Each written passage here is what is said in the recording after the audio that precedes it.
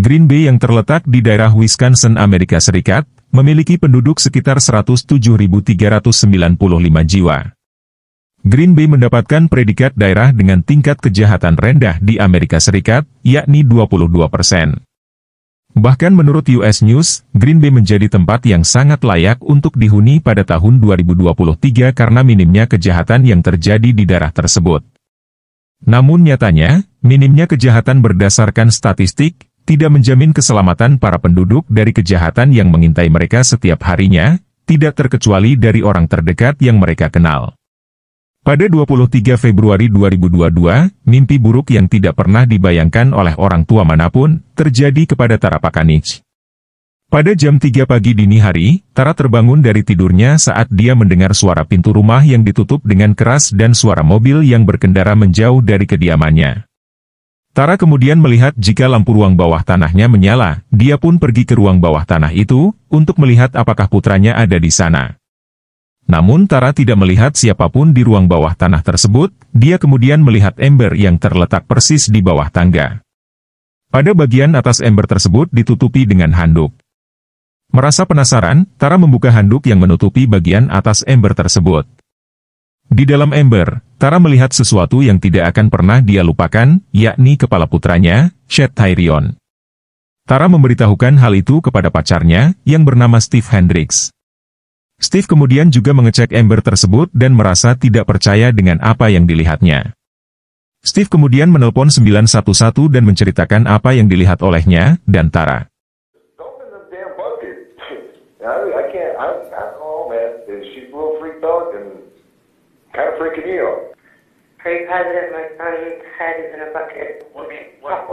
What makes you think that?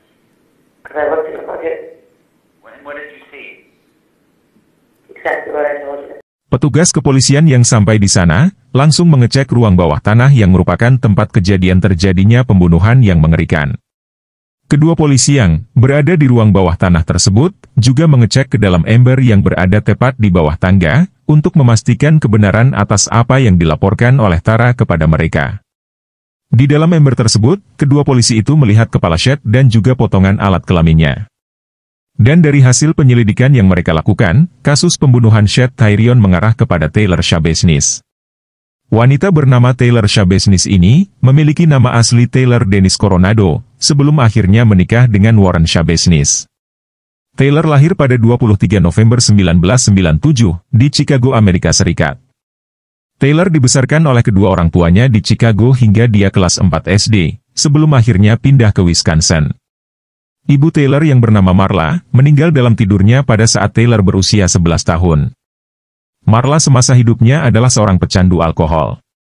Dan setelah ibu Taylor meninggal, ayahnya yang bernama Arturo Coronado kemudian menikah lagi dengan wanita lain. Taylor bersekolah di sekolah umum di Wisconsin hingga tahun terakhir SMA-nya, namun dia dikeluarkan karena berkelahi dengan siswa lain. Taylor kemudian pindah ke Texas dan melanjutkan sekolahnya hingga selesai. Di sana, dia tinggal bersama kakek dan neneknya dari pihak ayah. Taylor memiliki riwayat penyakit mental sejak dia berada di kelas 7. Pada saat dia berada di kelas 7, itu adalah pertama kalinya perawatan mental yang diterima oleh Taylor untuk mengatasi masalah konsentrasi dan perilakunya di sekolah pada waktu itu. Gejala penyakit mental yang dimiliki oleh Taylor, diduga adalah ADD atau ADHD. Taylor kemudian diberi resep penstabil suasana hati, antidepresan, dan antipsikotik hingga usia 18 tahun.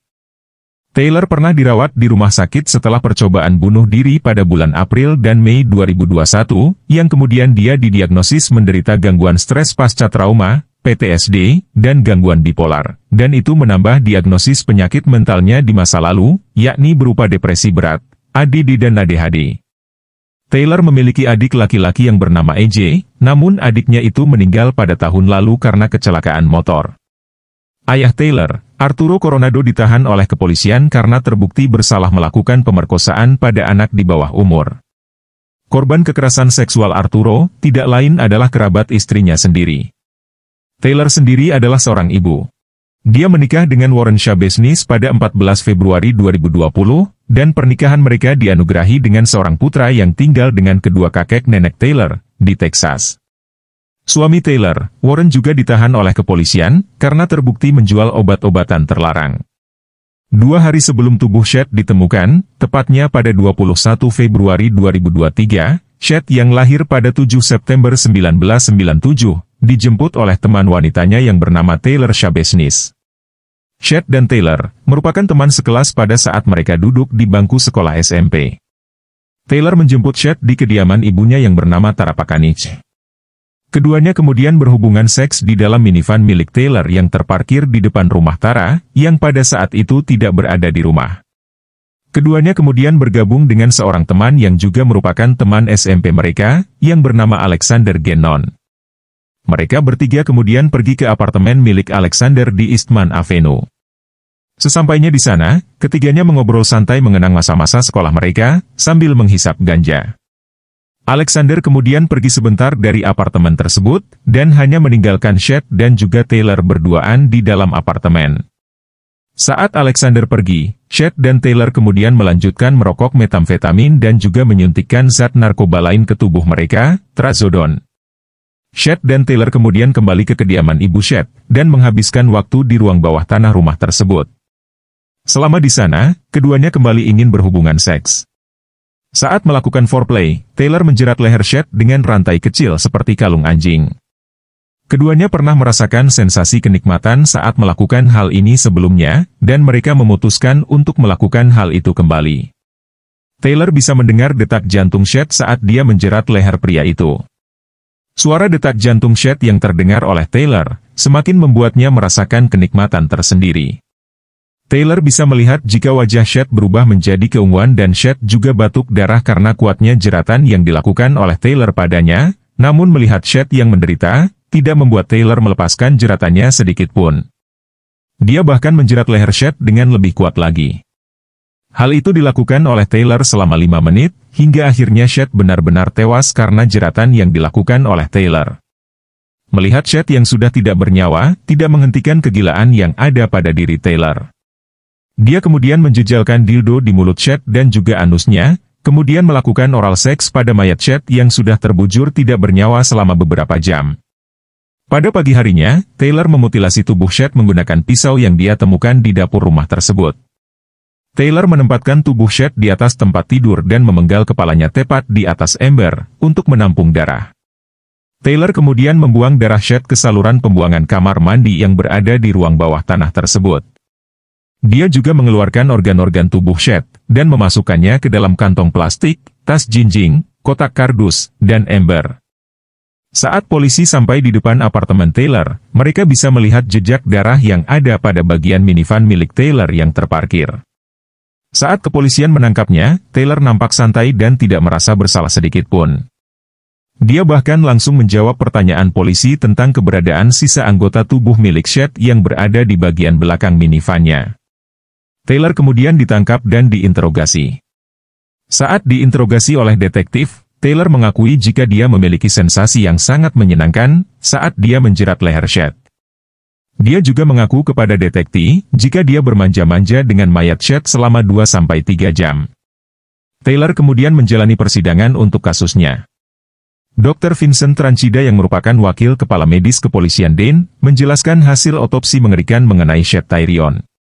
Di mana Dr. Vincent menjelaskan, jika bagian belakang tubuh Chet, yakni punggung, sebagian besar sudah dikuliti, dan daging yang menempel pada punggung tersebut sudah banyak yang hilang. Sehingga tulang rusuk dan tulang belakang Chet terlihat dengan jelas. Dan bagian batang tubuh, mulai dari leher, hingga bagian selangkangan, sudah terpotong menjadi 2 bagian. Dan dengan cara itulah, Taylor kemudian membuang organ dalam tubuh Chet. Selama di persidangan, ayah Taylor dihadirkan untuk memberikan kesaksian mengenai putrinya. Dengan tangan terborgol, Arturo meyakinkan hakim jika kejahatan yang dilakukan oleh Taylor kepada Chet, itu karena pengaruh obat-obatan terlarang yang merusak mental anaknya. Tidak hanya Arturo, suami Taylor, Warren juga menuliskan surat untuk istrinya, dan mengatakan jika kelakuan sadis istrinya itu karena obat-obatan terlarang yang dikonsumsinya, dan sifat asli Taylor bukanlah seburuk yang terlihat saat ini. Namun surat yang dituliskan oleh Arturo itu tidak berarti sama sekali, saat Taylor tiba-tiba menyerang pengacaranya sendiri saat sidang sedang berlangsung. Penyerangan yang dilakukan oleh Taylor kepada pengacaranya tersebut disaksikan oleh semua orang yang hadir pada sidang hari itu. Taylor didakwa dengan pembunuhan yang disengaja tingkat pertama, penyerangan seksual tingkat 3 dan mutilasi mayat.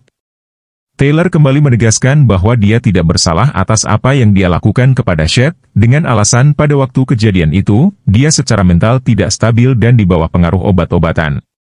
Namun, pengadilan tetap menjatuhi hukuman seumur hidup tanpa kemungkinan bebas bersyarat untuk Taylor.